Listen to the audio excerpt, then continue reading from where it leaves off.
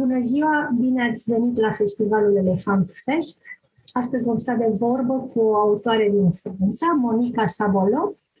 Este romanul său, Sora mea, Summer, apărut la editura Litera, în colecția Clasici Contemporani, în traducerea Monei Papaslujenko. Este un roman fascinant, foarte bine scris, o radiografie a dispariției unei adolescente, Summer, un eveniment care îl va obseda pe fratele ei Benjamin toată viața, Benjamin care va încerca să găsească explicații și să o găsească, bineînțeles, pe sora lui Summer. Bonjour, Monica Sabolo. Bonjour. Merci d'être avec nous aujourd'hui. Merci à vous, Valentina. Bienvenue au Festival Elefant Fest. Merci. Votre roman, dont on va parler aujourd'hui, s'appelle Summer en français. C'est un roman, Ma sœur Summer, Sora mea, Summer, aux éditions littéraires, collection classique contemporain, publié en France en 2017 et nominalisé pour les prix Goncourt et Interallié. Et tout d'abord, je vous prierai de faire un petit résumé de vous-même, de votre roman Summer, pour ceux qui n'ont pas encore eu la possibilité ou l'occasion de le lire. Summer s'ouvre sur un pique-nique au bord du lac Léman à Genève, et c'est un groupe d'amis, filles qui sont là, et il y a le frère de l'une d'entre elles qui a 14 ans, qui est ébloui par ces jeunes filles, qui est venu avec elles, et durant ce pique-nique, Summer, la sœur de ce garçon, va entrer dans les roseaux, faire un petit signe de la main et disparaître à jamais, ne jamais réapparaître. Et son frère, donc Benjamin, qui a 14 ans à ce moment-là, c'est lui le narrateur de l'histoire, et 25 ans plus tard, alors qu'elle n'a toujours pas réapparu, que plus personne ne parle d'elle, le passé va commencer à remonter. Il va mener une sorte d'enquête, mais presque une enquête intime à l'intérieur de lui pour comprendre ce qui s'est passé. Oui. C'est un roman fascinant. Je le trouve fascinant. Merci. Je l'ai lu pendant 3 jours. Et brillant, et parfaitement écrit. On ne peut pas le laisser de la main. On veut nous-mêmes, à côté de Benjamin, trouver des réponses, trouver la vérité. Ma demande est quand et comment vous êtes venu l'idée de ce roman, Summer? Qu'est-ce que vous a inspiré? J'écris souvent sur les fantômes, mais les fantômes, c'est-à-dire les êtres qu'on a perdus, ou les êtres que l'on fantasme aussi, que l'on croit aimer et qui ressemblent peut-être pas à cette réalité. Mm-hmm. Donc l'idée de la disparition, de vivre avec quelqu'un dont on ne parle même plus, où le secret est plus important finalement que cette jeune fille, c'est vraiment, l'idée est venue de là, l'idée de travailler sur le secret qui est plus important que la vie. Summer est considéré un thriller psychologique, n'est-ce pas? Oui. Tout le monde le dit. C'est un genre littéraire où vous vous sentez généralement à l'aise ou... Oui, je crois que on pourrait dire que c'est à peu près toujours les livres que j'écris. Mm-hmm. C'est-à-dire que ça joue avec les codes du thriller, mais c'est pas un vrai thriller. C'est-à-dire que c'est plus un mouvement intérieur, c'est presque un roman psychanalytique, je dirais. Oui, je le pense aussi. Et vous pouvez, avec Summer, que vous maîtrisez parfaitement ce genre littéraire, c'est mon avis. Ça me touche, merci. C'est la vérité. Summer, le personnage éponyme du roman, le personnage qui déclenche tous les événements, pourquoi ce nom-là? Benjamin, il dit au début du roman pourquoi leur mère a choisi ce nom-là. Mais pourquoi avez-vous choisi ce nom? Alors, je crois que je voulais vraiment, vous voyez, un prénom, déjà un prénom qui montre l'attente d'une mère finalement dans son enfance. C'est-à-dire qu'un prénom un peu étrange mais flamboyant qui appelle à la mythologie. C'est-à-dire que je trouve, et comme je la vois en plus comme une espèce presque d'archétype de la fille, la reine du lycée aux États-Unis, elle serait une pom-pom girl ou quelque chose comme ça. Le fait de lui donner un nom anglo-saxon et qui peut sembler celui presque d'une star de cinéma, un peu danse et un peu années 70 aussi dans les prénoms genre inspirés des éléments naturels, comme on pouvait voir à ce moment-là. Je trouvais que ça allait bien avec la fantasmagorie de la mère. Et Benjamin, ça veut dire le petit. Et finalement, Benjamin, lui, on voit que dans son prénom beaucoup plus classique, il y a moins d'attente et il restera toujours le petit, quoi. C'est elle la star et lui le petit. Oui, c'est vrai. Pour moi aussi, sa mère est un être presque irréel, extraterrestre. Oui. Je l'ai comparé dès le début de votre livre à une nymphe. Oui, c'est ça.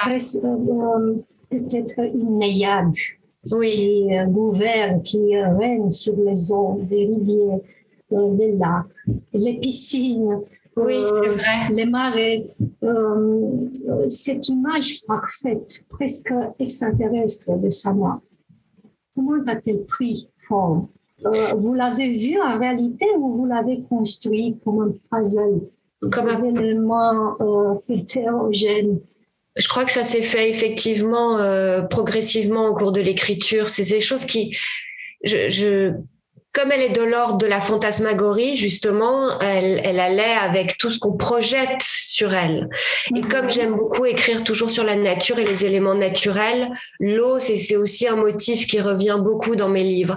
Mais je dois dire que le fait qu'elle soit justement un personnage irréel, c'est aussi, comment dire, sa malédiction, parce que c'est une fille de chair, elle est normale, et c'est le regard des autres qui la transforme en cette personnalité, soit magnifiée par certains admirateurs ou par son frère Benjamin, soit comme la représentation du mal, de la tentatrice, je voulais aussi ça, se représenter. Une gorgone.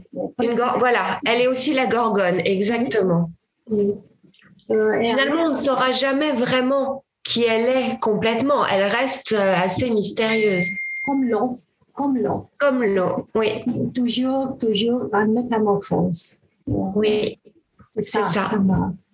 Et à l'autre pôle de Sama, c'est tout, bien sûr, Benjamin, son frère. C'est bien lui, comme vous l'avez dit, qui raconte l'histoire. Le lecteur est fasciné de Sama. Et peut-être dégoûté de Benjamin, au moins au début, vraiment. Ma question serait, Sama est-il vraiment parfaite ou juste aux yeux de Benjamin? Et puis, Benjamin est-il vraiment un être presque monstrueux seulement à ses yeux et par rapport à Sama et du point de vue des autres, à cause de la perception des autres sur eux. Oui, c'est ça. En fait, si vous voulez, pour moi, ce sont surtout deux adolescents, c'est presque deux enfants. Donc, tout ce qu'on projette sur eux, de la monstruosité ou de la perfection, est une illusion totale. Ce sont surtout des enfants qui ont besoin que les adultes les protègent.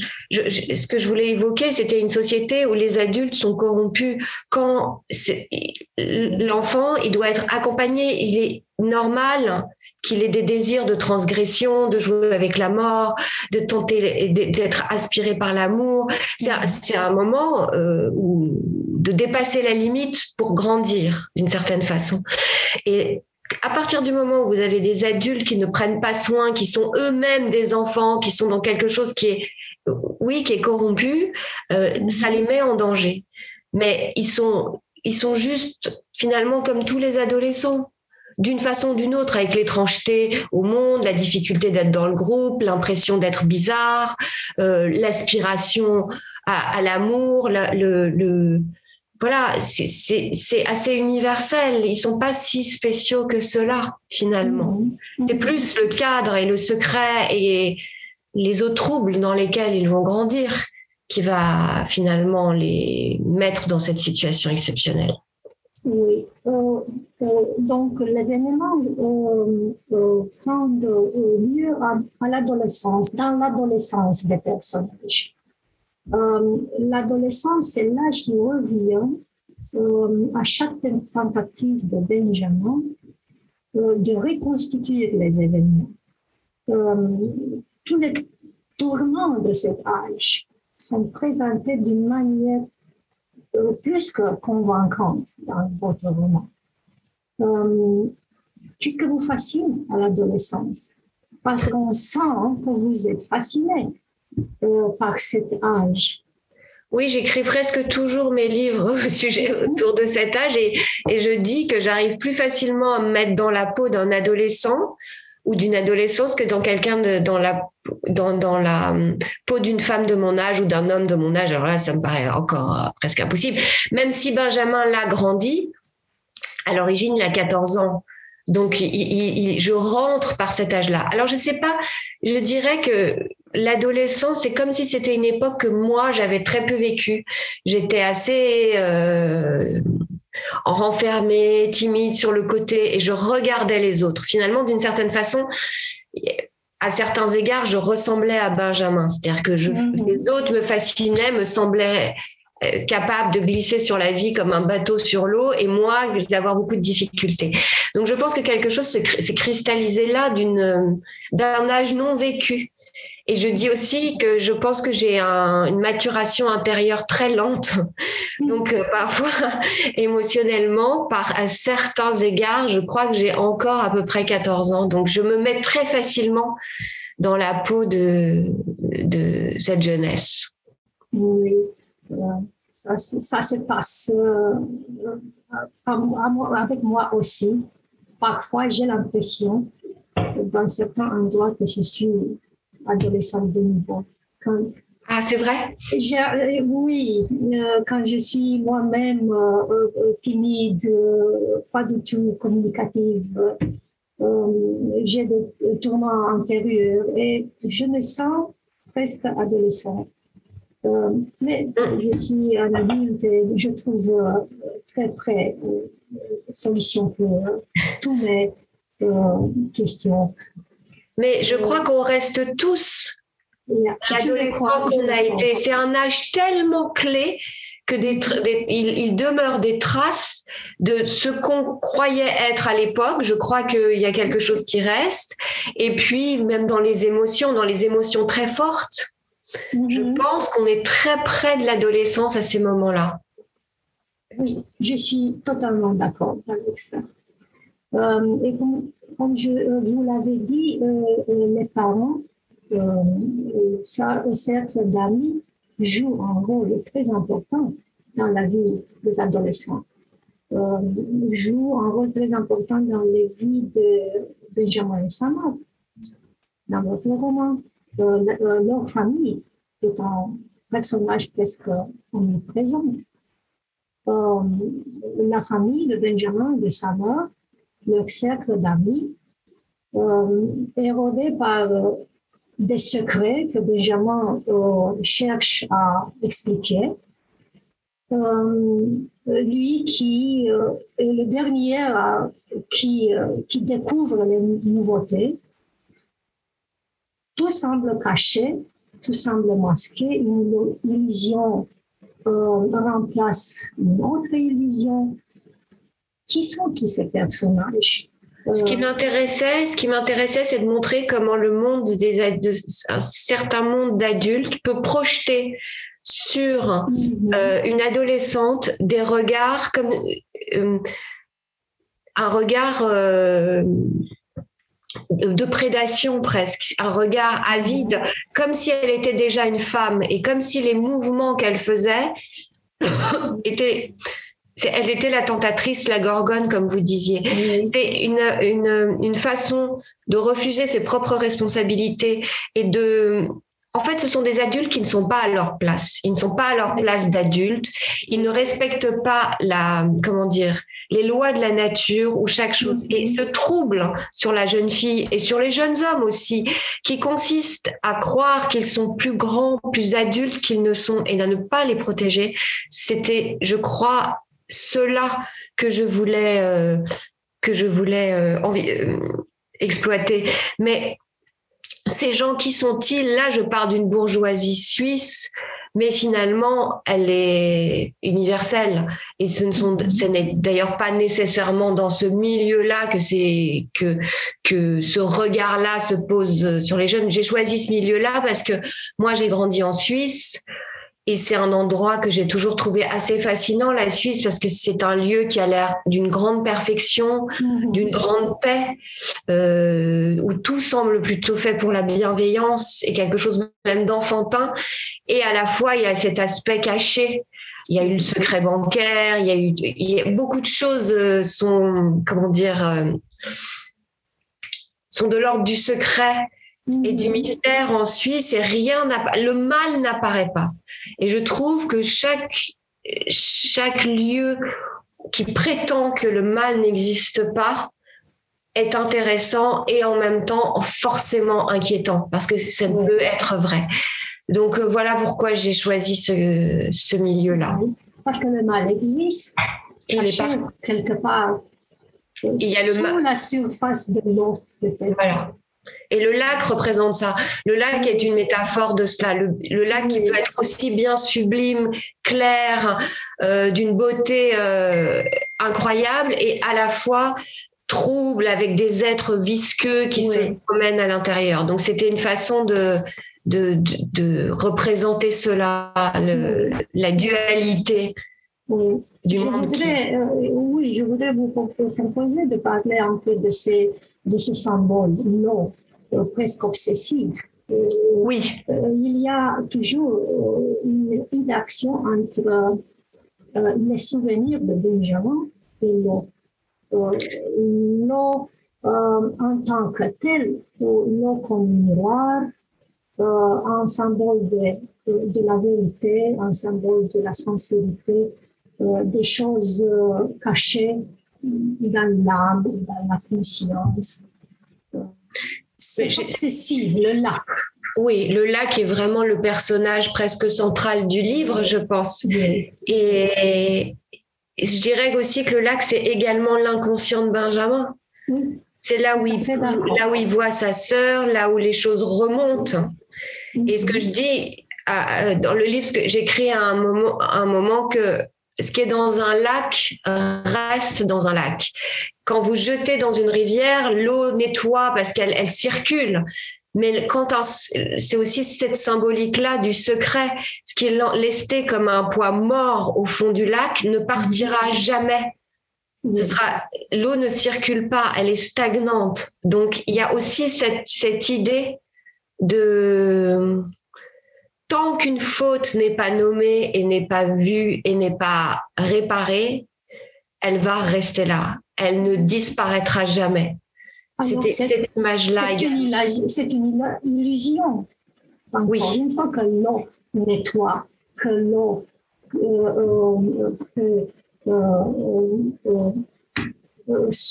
c'est la solution. C'est une illusion. La vérité reste là. Elle ne parle jamais si on ne parle. Si on ne parle pas. Les autres personnages sont aussi très convaincants. Mathias, les copines de Sana, surtout Gilles, Marina Savieuse. Et Alvaro, le policier. Oui, pour la plupart, ils sont très convaincants. Écoutez, merci. Certains, je me suis inspirée d'amis de mon adolescence ou de celle de mon frère. Certains personnages, il y a le personnage de la meilleure amie de Summer, Jill, est inspirée d'une de mes amies quand j'avais 16 ans et qui est encore une amie très proche. Donc, après, le policier, lui, est vraiment une création absolue. Mais les autres, c'est vrai que je me suis inspirée de certaines personnes réelles. Le policier a aussi un nom très compliqué à prononcer. Alors, c'est simple, mais... Lipsic, oui.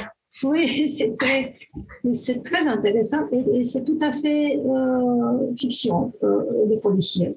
Il n'existe pas en réalité. Oui, je voulais un personnage qui soit la justice, quelqu'un qui, lui, est au bon endroit. C'est presque, pour moi, c'est presque un père de substitution pour Benjamin, même s'il n'est pas un personnage central, mais lui, il est droit. Voilà. À la fin du roman, son apparition est surprenante. Le policier. Le roman me semble à moi une autopsie d'une disparition. On a dit ça, c'est une autopsie d'une disparition. Ça aurait pu être le titre. Pourquoi avez-vous choisi la disparition comme genre littéraire? Je sais. Alors ça, je peux pas vous expliquer, mais je crois que c'est aussi un thème récurrent comme l'adolescence, les jeunes filles qui sont la violence qui est à l'égard des jeunes gens, qui sont des thèmes qui reviennent très souvent dans mes textes, la disparition. Je crois que c'est ce que j'évoquais précédemment au sujet des fantômes. Les êtres qu'on poursuit qui ne sont plus là, ou les êtres que l'on croit aimer et qui ne sont pas réels, le fait de cristalliser sur l'autre, voilà, je crois que la disparition, le fait de devoir vivre un deuil mais qui n'en est pas réellement un, est aussi quelque chose qu'on peut vivre même dans une histoire d'amour qui se termine. C'est-à-dire la personne continue de vivre, mais sans vous. Ce sont des thématiques qui me travaillent. Oui, pour Benjamin, il y a quelques personnes qui n'existent plus, comme Gilles, par exemple. Oui, voilà. À un moment donné, il disparaît. Mais lui aussi disparaît. Et lui aussi. Lui aussi, parce que justement, la difficulté de grandir dans des familles si complexes qui laissent des traces, des blessures, fait aussi que vous êtes vous-même incapable ensuite de construire quelque chose de sain et que vous faites vous-même ce qu'on vous a fait précédemment. Vous abandonnez quand vous avez été abandonné, pas systématiquement, mais il y a quelque chose de cet ordre dans la démarche de Benjamin. Oui, vraiment un roman psychologique. Il y a beaucoup à analyser à ce roman. Et je crois qu'on doit le lire et relire quelquefois pour bien comprendre ce qui se passe, pour bien comprendre le personnage. Benjamin, parce que j'aime Benjamin. Ah, moi aussi. J'aime Benjamin. Pour moi, c'est un héros... il a d'un courage insensé. Le courage de vivre. Oui. Après, un événement aussi choquant pour lui. Oui, c'est vrai. Il ne s'explique pas. Et ensuite, quand il trouve la vérité, c'est aussi alors que Benjamin est plus héros que jamais. Oui. Je le trouve. L'action du roman se déroule en Suisse. Oui. Plus précisément à Genève. Je ne sais pourquoi, ça c'est le cas, mais pourquoi, pour notre lecteur, pourquoi avez-vous choisi cet endroit pour votre roman, Genève, Suisse? J'ai choisi ce lieu parce que j'y ai vécu et que le lac, j'ai vécu dans une maison qui ressemble à celle du roman, au bord du lac, les pieds dans l'eau.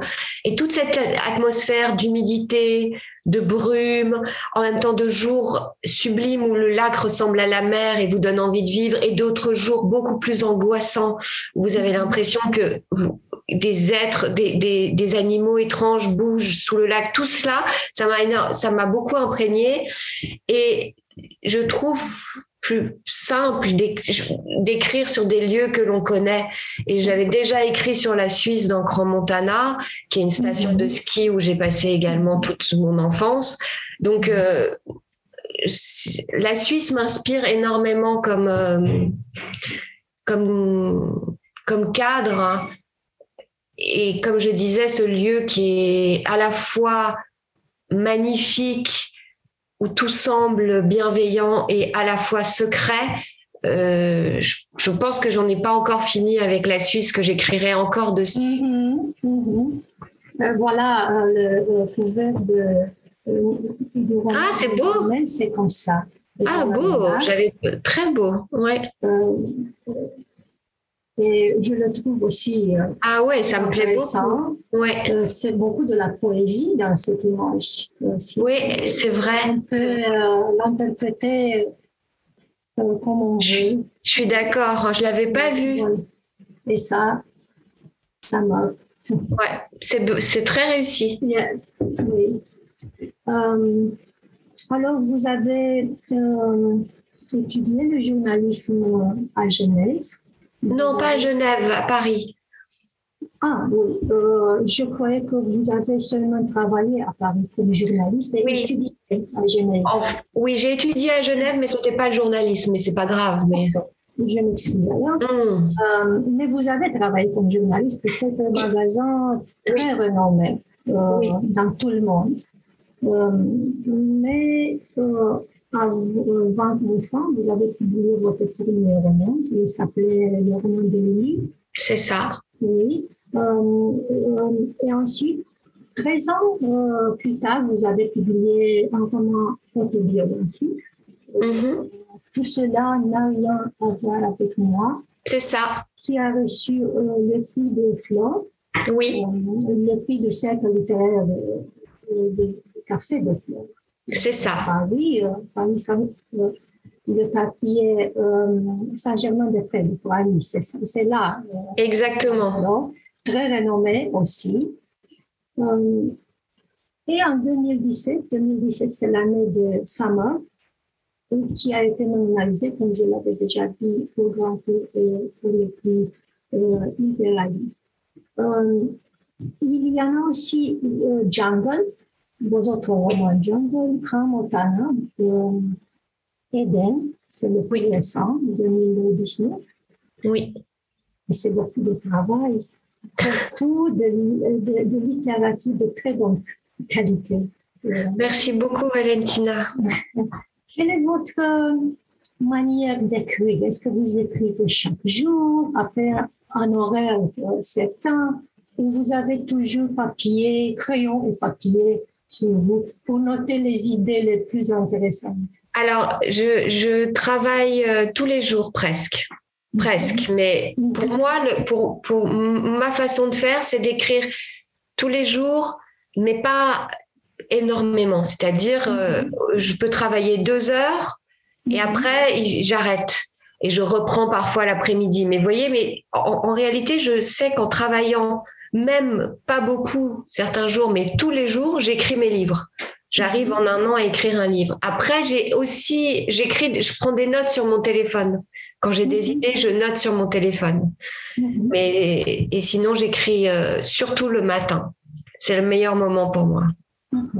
Le crayon et papier sont seulement un symbole. Un symbole de toujours noter quand on a une idée, quand on voit quelque chose qui nous inspire, de le noter tout de suite. Mais j'ai un carnet aussi. J'ai aussi un carnet avec, où je prends des notes. J'ai les deux. Et quand vous commencez à écrire, vous savez dès le début le sujet, le fond. Pas du tout. Ça vient pas à pas, ça vient peu à peu. Dans l'écriture de Summer, j'ai progressé avec Benjamin. C'est-à-dire qu'au début, quand j'ai écrit la première scène de la disparition, je ne savais pas moi-même ce qu'il était arrivé à Summer. Je ne savais pas si elle était vivante, si elle était morte, je ne savais rien. Je l'ai su qu'à peu près au milieu du livre. Donc finalement, j'avançais moi aussi dans le brouillard avec Benjamin. Bon, c'est très intéressant. Et Benjamin est-il peut-être un alter ego? D'une certaine façon, oui. D'une certaine façon, il l'est. Dans son... Comme je vous le disais, dans cette façon de sentir son étrangeté au monde et d'être fasciné par ce qu'il voit, ne comprenant pas comment les autres peuvent avoir l'air de s'en sortir si facilement et d'être si naturel dans l'existence, ça, c'est quelque chose que j'ai beaucoup ressenti à l'adolescence. Et parfois encore aujourd'hui. Ouais. J'aime beaucoup l'image où elle vient de rencontrer Marina Savios après beaucoup d'années. Il prend un bain dans la piscine et quand elle sort, Marina le voit comme il est maintenant. Et elle lui dit: tu es devenu un garçon très beau. C'est là que Benjamin lui-même comprend qu'il s'est métamorphosé. C'est là qu'une autre étape de sa vie commence, je le trouve. Oui, c'est vrai, j'avais pas réalisé cela comme ça, mais c'est ça, et surtout en sortant de l'eau, qui est aussi une symbolique très forte, parce que ce qui me plaît également, c'est de jouer avec les grands mythes. Vous voyez les images de tout ce qu'on connaît des contes ou même de la Bible, que ce soit là d'une façon inconsciente, c'est-à-dire que même si on les connaît pas vraiment, il circule à l'intérieur de nous toutes ces histoires éternelles. Et je pense qu'il y a effectivement beaucoup de choses symboliques dans Summer. Oui. Je voulais vous demander des autres symboles du roman, à part de l'eau. Quels sont les autres symboles? Il y a beaucoup de... Il y a d'autres symboles. J'ai l'impression qu'il y a toujours aussi des symboles. Le monde animal. Je dirais que le monde animal, voilà, les biches, par exemple, les poissons, bien sûr, mais également les oiseaux, les cygnes. Là, c'est aussi toujours des... C'est aussi très présent dans Eden, par exemple, ou dans Grand Montana. Le monde animal, pour moi, représente aussi une sorte de miroir des personnages. Vous êtes fasciné par la nature. Oui. Ça se voit dans ce roman très bien. Les passages où vous avez décrit la nature sont très, très bons. C'est vrai que j'adore écrire sur la nature. J'adore avoir ces élans poétiques sur l'eau, sur les parfums, sur la lumière. C'est vrai que dans celui-là, je l'ai beaucoup fait. Oui, on sent presque le parfum de la forêt, des fougères.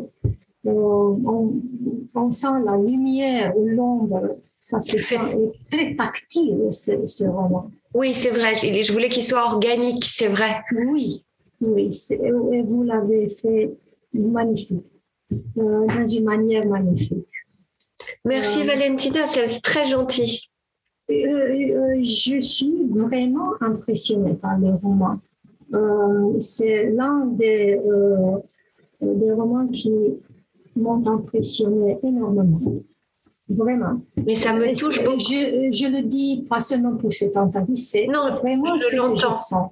Oui. Mais je vous l'avais lu vous l'avez lu extrêmement finement. C'est fou, Valentina. Vous avez tout vu. Oui. Comme j'avais dit, c'est impossible de le laisser de côté. Et c'est un roman génial. de mon Oh, mais point de merci, vue. ça me fait tellement plaisir. Je crois que c'est l'avis de tous les lecteurs et des critiques aussi. C'est pour ça qu'il avait nominalisé pour un grand cours. C'est pour ça et je suis très heureuse que l'on a maintenant un roman. Mais c'est moi, ça m'a fait tellement plaisir cet entretien avec vous. C'était formidable, vraiment. Ça me fait plaisir aussi. Vraiment. Et encore, le dénouement de... Oui. Oh mon Dieu, c'est surprenant. On n'attend pas ça. Ah, vous y attendiez pas? Non, pas du tout. Pas du tout. J'étais très curieux, mais j'avais aucune idée. Et comme j'avais dit, le moment de la métamorphose de Benjamin, le moment de la piscine, alors je me suis dit, bon, il y a quelque chose. Il y a quelque chose. Je crois que le fond sera surprenant. Et c'est ça, oui. C'est une raison de plus pour lire ce roman. C'est une raison de plus que je dis à tout le monde que je connais de lire ce roman. C'est fascinant, vraiment. À quoi travaillez-vous maintenant? Là, j'ai Oui, si vous pouvez le dévoiler. J'ai un livre qui sort là en septembre chez Gallimard, là en septembre prochain, qui va s'appeler La vie clandestine. Mystérieux. Qui est un livre assez mystérieux. Personnel. Ah, bon. Pas autobiographique, mais... voilà. Bon, je crois que ça peut être le fond de notre... Mais oui, c'était super. C'était super. Et à la fin de notre dialogue, je vous prierai d'envoyer un tout petit message à vos lecteurs en Roumanie, si c'est possible. Oui. À tous mes lecteurs en Roumanie, je dois dire que je suis tellement touchée et fière que le livre soit traduit en roumain que j'espère vraiment qu'il leur plaira. Alors, merci beaucoup. Ah, c'est moi, Valentina. Chère Monica Sabolo, pour votre présence au festival Elephant Fest. Bonne chance avec votre nouveau roman. À vous aussi. Merci, Valentina. À bientôt. À bientôt. Pourquoi pas peut-être en Roumanie? Ah ben oui, qui sait? J'aimerais bien. Qui sait, la vie est surprenante. Absolument. Merci beaucoup, Monica Savolo. Merci à vous. Bonne journée. Au revoir.